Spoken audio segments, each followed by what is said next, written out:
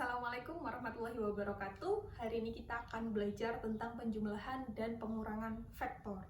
Tapi terlebih dahulu kita akan menghafal ya nilai sin dan cos sudut-sudut istimewa dalam trigonometri.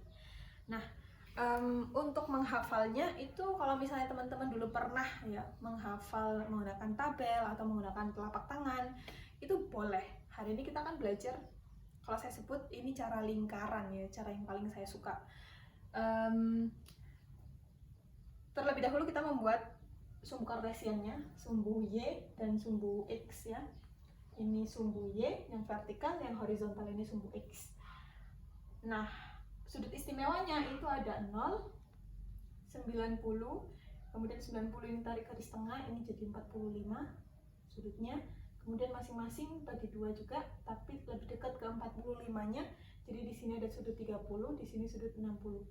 Ini semuanya derajat ya, maksudnya 30 derajat, 45 derajat, 60 derajat, 90 derajat. Ini adalah sudut-sudut istimewa dalam kuadran 1. Jadi kalau di trigonometri sebelah sini ini kuadran 1, ini kuadran 2, kuadran 3, kuadran 4. Gitu ya. Boleh ini ditulis sin 90, jadi yang akan kita cari adalah nilai sinnya. Sin 60, sin 45, sin 30, dan sin 0. Kalau saya untuk supaya nggak bingung nilai sin dan cosnya, saya menggunakan keyword yasin. Ini keyword yang selalu saya pakai ya, yasin. Jadi Y itu punyanya sin, sumbu Y itu punyanya sin. Jadi kalau sin ada di sumbu Y, dia bernilai maksimal. Nilai maksimal itu adalah 1. Nilai maksimal itu adalah 1. Ya, jadi kalau sin nempel di sumbu Y, maka nilainya pasti 1. Kalau nempel di sumbu Y nilainya maksimal, maka kalau nempel di sumbu X nilainya menjadi nilai minimal, yaitu 0. Jadi sin 0 itu 0, sin 90 itu 1. Karena sinnya ada di sumbu Y. Oke, paham ya? Kemudian untuk sudut lain ini jalan, makin gede makin gede. Jadi habis 0 itu setengah, kemudian setengah akar 2, kemudian setengah akar 3. Setengah ini kan ibaratnya setengah akar 1 ya. Jadi akar 1, akar 2, akar 3. Gitu. Pokoknya urutannya selalu begini, selalu 0, setengah, setengah akar 2, setengah akar 3, 1. Makin lama makin gede. Selalu seperti itu.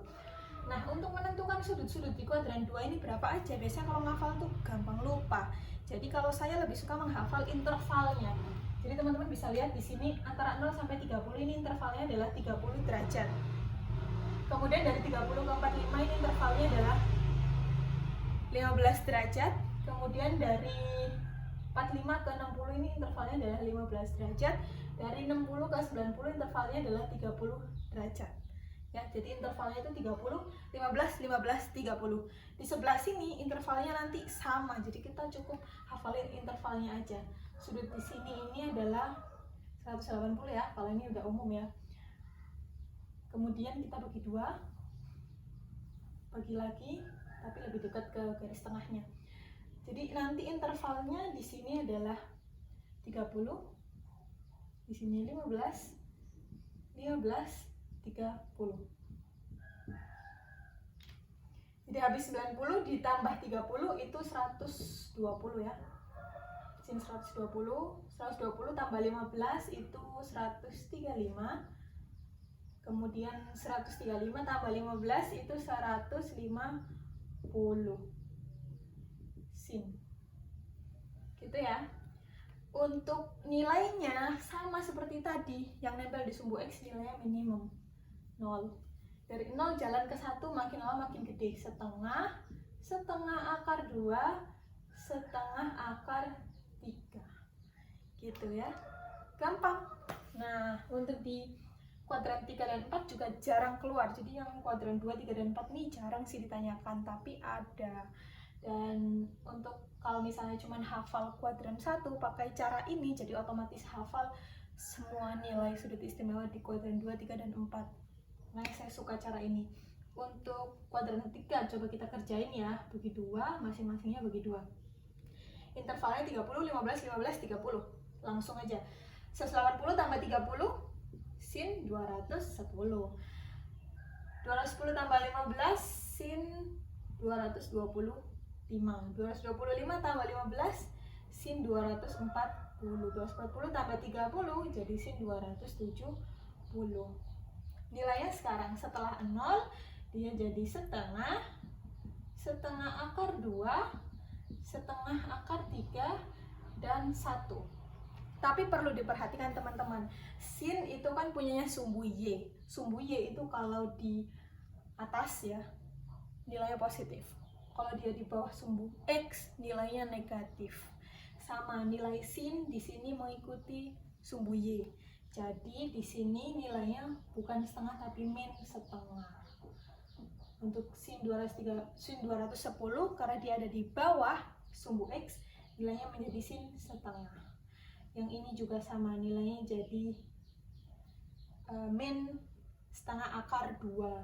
Sama yang ini juga jadi min setengah akar 3. Yang ini dia jadi min 1.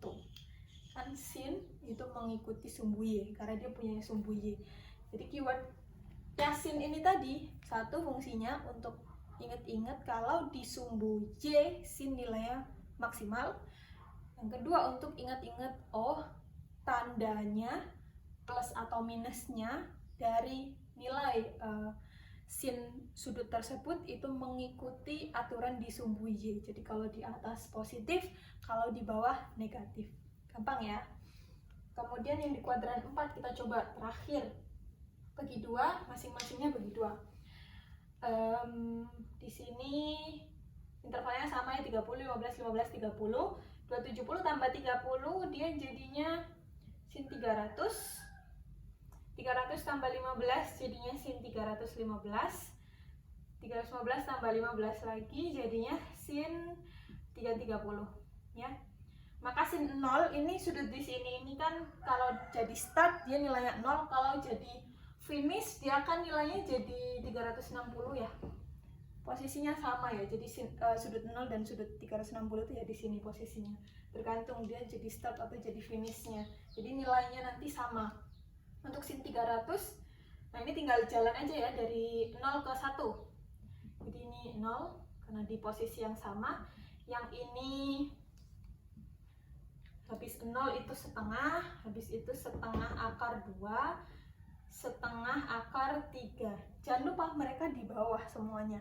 Jadi tandanya ada negatifnya. Jadi min setengah akar 2, dan min setengah akar 3. Gampang banget. Untuk cos gimana? Untuk cos kita tinggal balik aja hasilnya. Jadi cos itu kalau di sumbu X dia nilainya 1, kalau di sumbu Y nilainya 0. Jadi misalnya cos 0 itu 1. Kemudian di sini ada cos 90 itu 0. Kemudian di sini ada cos 180. Berapa? 1. Tapi kalau sin tadi kan mengikuti aturan di sumbu Y. Kalau cos berarti mengikuti aturan di sumbu X. Sumbu X kalau di sebelah kiri sumbu Y dia nilainya negatif. Kalau di sebelah kanan sumbu Y dia nilainya positif. Jadi kalau cos 0 nilainya positif 1. Kalau cos 180 nilainya negatif 1. Kalau cos 270 nilainya 0. Jadi di sudut sin itu nilainya maksimal, si cos nilainya justru minimal. Ya, di sudut dimana sin itu nilainya 1, cosnya pasti 0. Di sudut dimana sinnya nilainya 0, cosnya pasti 1. Tapi perhatikan, karena punyanya sumbu X kalau di sebelah kiri sumbu Y dia nilainya negatif. Bisa dipahami ya, gampang ya. Jadi pakai gambar yang sama, kalau bingung kita hapus aja. Misalnya atau sebenarnya jangan dihapus biar teman-teman bisa lihat perbedaannya. Agak ruwet dikit gak apa-apa ya gambarnya. Jadi kalau cos misalnya 30 nilainya setengah akar 3. Kebalikannya doang. Jadi kalau cos 45 nilainya sama, setengah akar 2 kan dia di tengah. Jadi mau dibalik-balik juga tetap sama nilainya. Kalau di sini ada cos 60 nilainya setengah. Nah ini cuma kebalik doang, jadi habis 0 tetap setengah akar 2, setengah akar 3, 1. Hanya urutan jalannya dibalik ya. Kalau sin jalannya dari 0 ke 1, kalau cos jalannya dari 0 ke 1. Ini dari sin dari X ke Y, cos dari Y ke X. Kalau saya menghafal polanya aja jadinya. Kalau cos 120, jadi ya setengah. Habis 0 kan setengah. Setelah 0 pokoknya selalu setengah, lanjut setengah akar 2, setengah akar 3, 1. Selalu seperti itu urutannya. Jadi kalau cos 135 dia setengah akar 2. Kalau cos 150 dia setengah akar 3. Tapi ingat, tadi saya bilang kalau dia di sebelah kiri sumbu Y, semua ini nilainya negatif karena mengikuti aturannya si sumbu X. Ini negatif, setengah akar 2 cos 135 nya 135 itu negatif setengah akar 2. Untuk cos 120 nya itu nilainya adalah negatif setengah. Sampai sini paham ya, gampang ya. Kalau teman-teman mau catat di gambar yang berbeda. Jadi punya gambar sin sendiri, punya gambar cos sendiri. Ini sengaja saya jadikan satu biar kelihatan polanya ya. Jadi kalau ini jalan dari 0 ke 1.